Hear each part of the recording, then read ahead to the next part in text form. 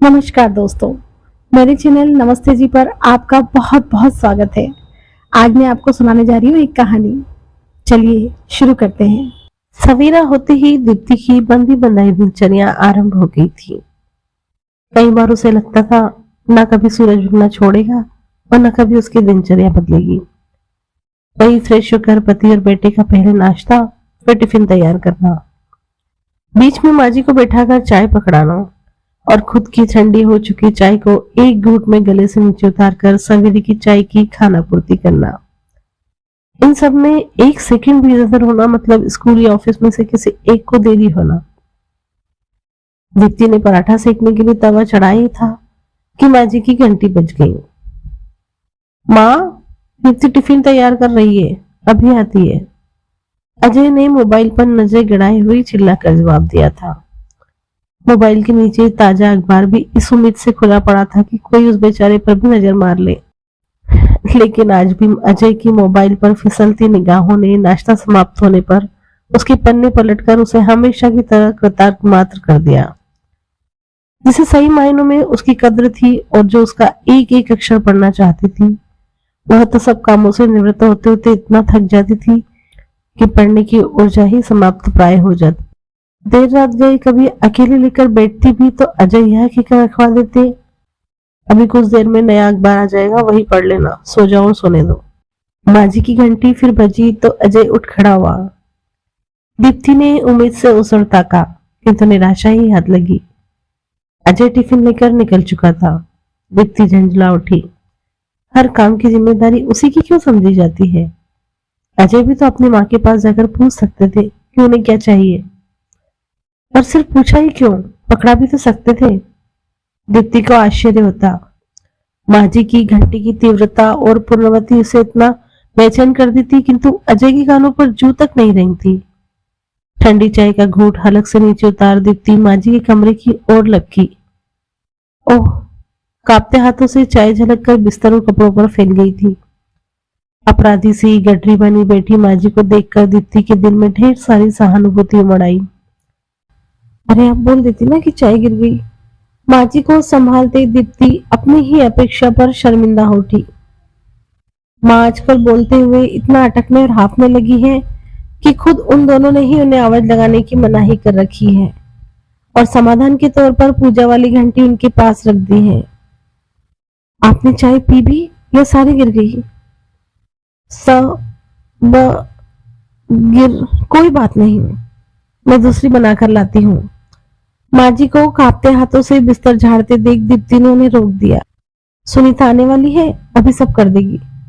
पड़ोस से खटर पटर की तेज आवाज आने लगी तो दीप्ति ने दोनों कानों पर हाथ धर लिए। उफ, एक तो इस रिजर्वेशन के मारे नाक में दम है, जाने कब खत्म होगा। बड़बड़ाती दीप्ति रसोई में जाकर चाय बनाने लगी। तब तक सुनीता आ गई। उसे देखकर दीप्ति के चेहरे पर सुकून बिखर गया। चाय गिरा दी है, संभाल जरा, मैं दूसरी चाय बनाकर ला रही हूँ, अब तू ही पिला देना, उन्हें मत पकड़ाना। खोलती चाय के साथ बीते समय की स्मृतियां दीप्ति के स्मृति पटल पर दस्तक देने लगी। जब दीप्ति इस घर में दुल्हन बनकर आई तब माँ जी यानी सासू माँ कितनी फिट थी। दीप्ति के सुनने में आया था कि शादी की सारी तैयारियां उन्होंने अकेले ही कर ली थी। पूरे घर की व्यवस्था उन्होंने इतनी चुस्ती फुर्ती से संभाल रखी थी कि दीप्ति देखकर दंग रह जाती थी। कामकाजी बहू से उन्हें कोई परेशान नहीं थी। बेटे अजय की तरह वे उसके लिए भी नाश्ता टिफिन सब तैयार कर देती थी। दीप्ति को संकोच होता तो वे उसे लड़ियाने लगती। मुझे सास नहीं अपनी माँ समझा कर, मुझे अच्छा लगेगा यदि तू अधिकार भाव से मुझसे कुछ मांगेगी या कहेगी। अजय तो घर के प्रति पहले ही लापरवाह था। अब दीप्ति ने उसके कपड़े मोजे आदि निकालने की जिम्मेदारी भी संभाल कर उसे और भी लापरवाह बना दिया। माँ जी शिकायत भी करती और बहू बेटे का प्यार देखकर खुश भी होती। उनकी खुशी तब दोगुनी हो गई जब दीप्ति के पांव भारी हुए। दीप्ति तो आखिरी महीने तक ऑफिस जाना चाहती थी, लेकिन डॉक्टर ने जटिल केस बताते हुए बेड रेस्ट की सलाह दी तो घर वालों के माथे पर चिंता की लकीरें खिंच गई थी। बेटी, नौकरी जरूरी नहीं है, अपने स्वास्थ्य की फिक्र कर, मैं संभाल लूंगी सब, माँ जी ने हौसला दिया था। आरंभ में मेडिकल, फिर बिना वेतन और अंततः दीप्ति को बेमन से नौकरी छोड़ने का निर्णय लेना पड़ा था। प्राइवेट नौकरी तो घर की खेती होती है। जब तू करने लायक हो तो दूसरी कर लेना, क्यों चिंता करती है? इस अवस्था में तेरा खुश और चिंता मुक्त रहना ज्यादा जरूरी है। माँ जी की दिलासा और हौसला अफजाई से दीप्ति को बहुत सहारा मिलता था।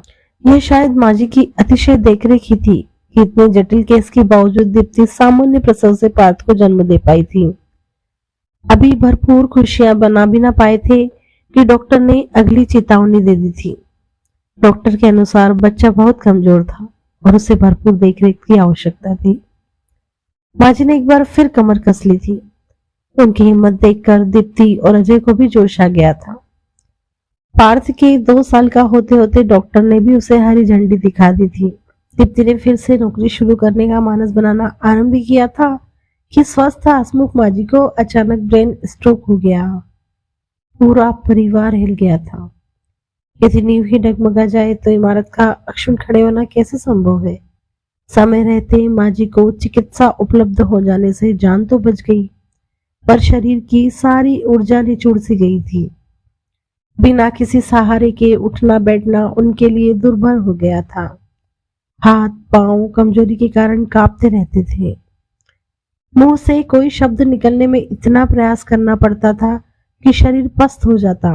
इसके बाद भी निकले टूटे फूटे शब्दों को जोड़कर समझने में सामने वाले को भारी मशक्कत करनी पड़ती थी। हर वक्त माँ जी के पास बने रहना संभव नहीं था। निदान स्वरूप पूजा की घंटी उनके पास रख दी गई। पार्थ का नर्सरी में एडमिशन हो जाने से दीप्ति का कार्यभार कुछ हल्का हो चुका था, पर माँ जी की बिस्तर से लग जाने से उसे कुछ सूझना बंद हो गया था। सवेरे उन्हें तैयार करने और एक बारगी खिला पिला देने के लिए सुनीता नामक नर्स की व्यवस्था हुई तो दीप्ति को थोड़ी सी सांस आई, पर फिर भी दिन भर उन्हें संभालते वह बेतरह थक जाती थी। कभी माँ जी के हाथ से खाते हुए चम्मच छिटक जाता, कभी पानी का गिलास खाली, कभी बाथरूम जाने की हरारत, तो कभी ठंड, तो कभी पसीना। दीप्ति को लगता घंटी आ जाने से माँ जी की अपेक्षाएं बढ़ गई हैं।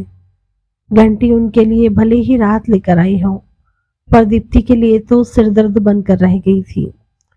सोते जागते उसके कानों में घंटी की आवाज ही गूंजती रहती।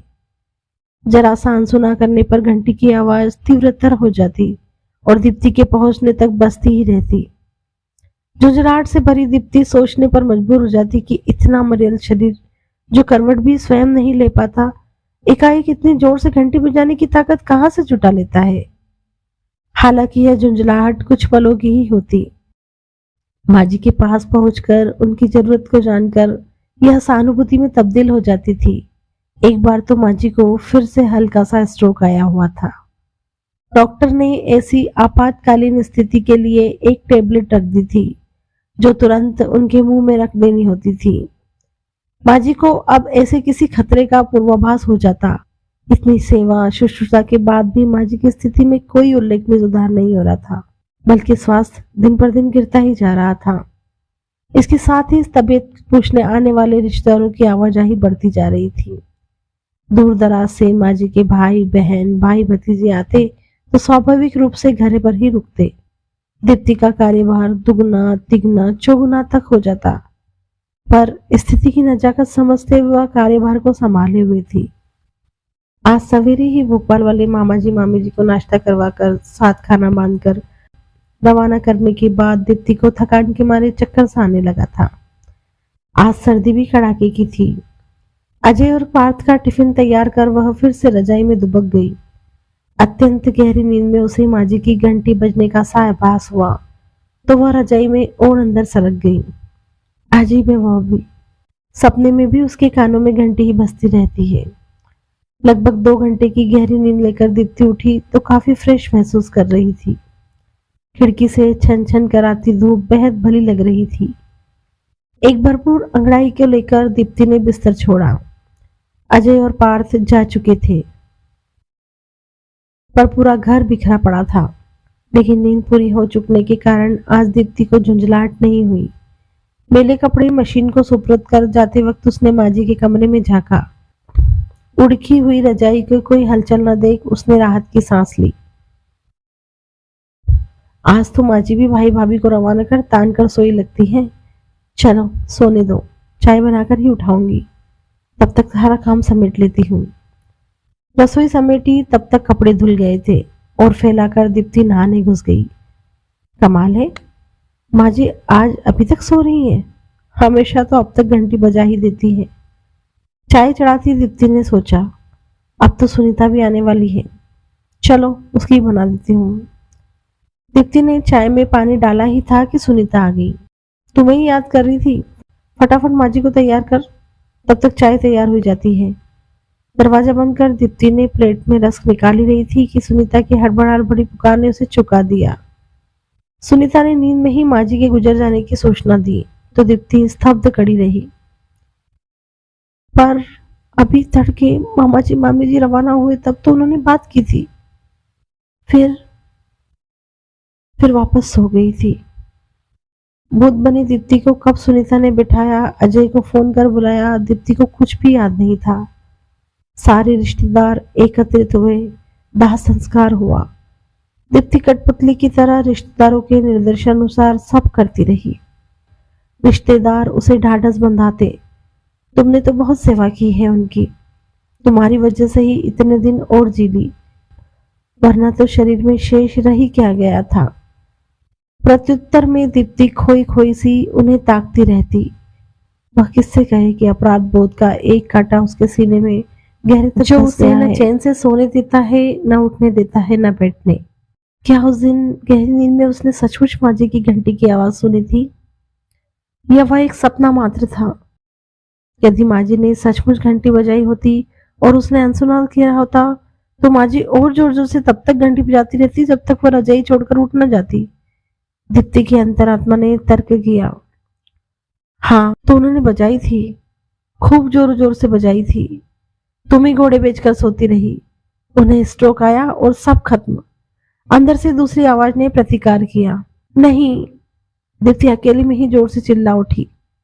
आसपास देखा, कोई भी तो नहीं था। आज सवेरे ही तो अंतिम रिश्तेदार कानपुर वाली मौसी जी रवाना हुई थी। पार्थ को स्कूल छोड़कर आज अजय ने भी ऑफिस ज्वाइन कर लिया था। वह घर में अकेली है, नितांत अकेली। जीवन में पहली बार माँ जी भी नहीं है। दीप्ति की सहमी सी निगाहें माँ जी के कमरे की ओर उठ गई। यह क्या? उसके कानों में अचानक माँ जी की घंटी की आवाज कैसे गूंजने लगी। उफ, मैं पागल हो जाऊंगी। दीप्ति ने दोनों कानों पर हाथ धर दिए, पर घंटी की आवाज आती ही रही। वह फिर सपना देख रही थी, वह भी जागती आंखों से। दीप्ति ने खुद को चिकोटी काटी, नहीं यह सपना नहीं। तो फिर तो क्या माँ जी की भटकती आत्मा घंटी बजा रही है? भय से दीप्ति के रोंगटे खड़े हो गए। इतनी ठंड में भी वह पसीने से नहा उठी। अरे यह आवाज तो दीवार के उस ओर से आ रही लगती है। आवाज की दिशा में दीप्ति के कदम अपने फ्लैट से निकलकर पड़ोस के फ्लैट की ओर बढ़ गए। वह तो भूल ही गई थी, अजय ने 2 दिन पूर्व ही उसे बताया था कि पड़ोस वाले फ्लैट में रिनोवेशन पूरा करवाकर नए पड़ोसी आ गए हैं। दीप्ति जाकर उनसे मिलाए कि उन्हें कुछ चाहिए तो नहीं। दरवाजा दीप्ति की हम उम्र संध्या ने खोला। दीप्ति के परिचय देने पर वह उसे ससम्मान अंदर ले गई। संवेदना व्यक्त करने आना तो था हमें, पर घर व्यवस्थित करने में इतना उलझे रहे। दीप्ति का ध्यान अंदर से आती घंटी की आवाज पर लगा देखकर वह बोल उठी, मेरी सांसें पूजा कर रही हैं। तब तक माँ जी की उम्र की कटकाठी वाली महिला धूप लेकर बाहर आ रही थी। दीप्ति ने धूप लेकर उनके चरण स्पर्श किए तो संध्या ने दीप्ति का परिचय दिया। ओह, कब से संध्या को आपके यहाँ चलने का बोल रही हूँ, पर ये बेचारी करे भी क्या, पूरा घर फैला हुआ है। बहुत दुख हुआ आपकी माँ जी का सुनकर। सुना है बहुत प्यार था आप दोनों में। मैं आपका दर्द समझ सकती हूँ, दुखी मत होइए। बड़े बुजुर्ग चाहे साथ रहे या दूर रहे या बहुत दूर चले जाए, उनका आशीर्वाद हमेशा बच्चों पर बना रहता है, वह भी बिना किसी गिले शिकवे के। दीप्ति अपलक उन्हें देखे जा रही थी। लग रहा था माँ जी ही उसे अपराध बोध से उभारने के लिए सामने आ खड़ी हुई है। उसकी आंखें डबडबाई। संध्या की सास शायद दीप्ति की मन स्थिति भाप गई थी। उन्होंने अपना वरद हस्त दीप्ति के सर पर रखते हुए उसे अपने पास खींच लिया। तुम मुझ में उनका प्रतिरूप देख सकती हो बेटी। दीप्ति अब स्वयं को रोक न सकी। उनके गले लगकर वह फूट फूट कर रो पड़ी। बहते आंसुओं के साथ मन में घर कर गया अपराध बोध भी बहता चला गया। धन्यवाद दोस्तों, फिर मिलते हैं एक नई कहानी के साथ। अगर आपको मेरी कहानी पसंद आई हो तो लाइक, शेयर और मेरे चैनल नमस्ते जी को सब्सक्राइब जरूर करें और साथ ही बेल आइकन जरूर दबाएं ताकि मेरी कहानियां आप तक पहुंचती रहें। धन्यवाद।